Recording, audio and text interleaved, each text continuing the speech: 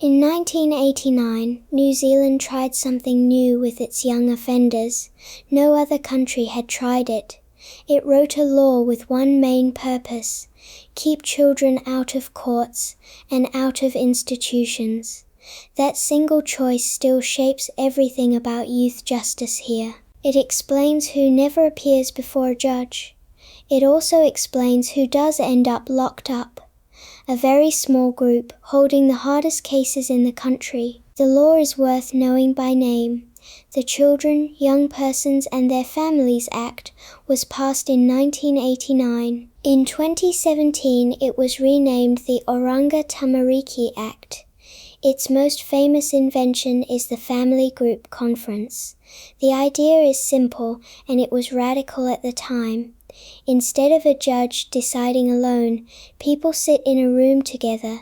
The young person is there, with their family and wider whānau. The victim can be there. Police and social workers are there too. The family is then given time alone to write a plan. That plan might include an apology, repayment, work, a curfew, or treatment. If everyone agrees, the plan becomes the outcome. The idea grew out of Māori practice. There, a wrong belongs to a family, not only to one person. Other countries noticed. Family group conferences are now used in child protection and youth justice worldwide. A small country exported an alternative to the courtroom. It then mostly forgot to be proud of it. That law also sorts young people into layers.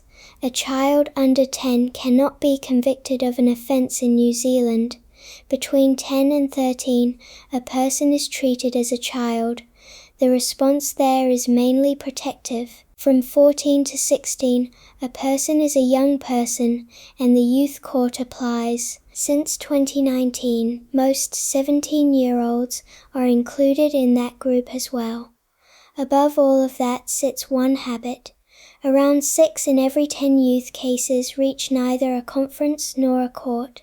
Police deal with them directly through warnings and what is called alternative action. That might be a written apology, some community work, or a referral to a program. The design is a funnel, and it is meant to be narrow at the bottom. Which brings us to the buildings.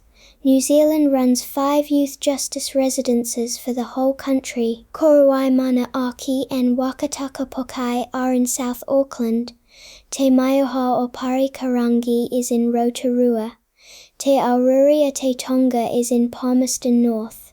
Te Punawai o Tuhinapo is near Christchurch. Between them they hold dozens of young people, not hundreds. Many are not serving a sentence at all. They are on remand, waiting for their case to be dealt with. Now hold those two facts side by side. The system filters out most young offenders long before a residence, so the ones inside are the concentrated remainder. They are the young people whose families could not hold a plan together. They carry the most serious charges and often the most damage behind them. Put that group in one small building, and something predictable happens. They start writing their own rules. In March 2026, a young person was assaulted while leaving Korowai Manaaki. Official documents recorded the practice by name. It is called walking the line. Young people stand on both sides of the door at the unit entrance. The one being discharged has to walk between them. As he passed, they slapped and hit him. 3 stood on one side and 2 on the other. Camera footage confirmed it. After another young person raised the alarm. The assault happened in March and was not escalated inside the agency until July. The Minister for Children called it completely unacceptable, and it clearly was. But notice what the ritual actually is. It is a farewell ceremony. It is the residence's own way of marking that somebody is leaving. Prisons around the world grow customs like this one. They grow fastest where the population keeps changing. A place full of people on remand has constant arrivals and departures. Every departure needs a meaning, so the group invents one. None of that makes it acceptable. It does explain why more supervision alone rarely removes it. The deeper number sits underneath the whole story. Māori make up about 20% of the youth population in New Zealand. They are around 54% of the children and young people appearing in court. A law built on family decision-making, drawn from Māori practice, still produces that gap. That is not a comfortable sentence, and it is not a new one. It has been true since roughly the year the law was written, so the country holds two things at once.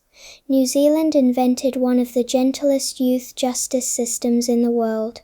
Other countries copied it. New Zealand also runs 5 buildings where the failures of that system live together. The residences are not the system. They are where the system sends the young people it could not reach. One question stays with me. Every young person in one of those buildings walks out through that door eventually. Somebody or something will mark the moment. For years the marking has been done by the other young people inside. What would it take to make that last moment worth carrying out?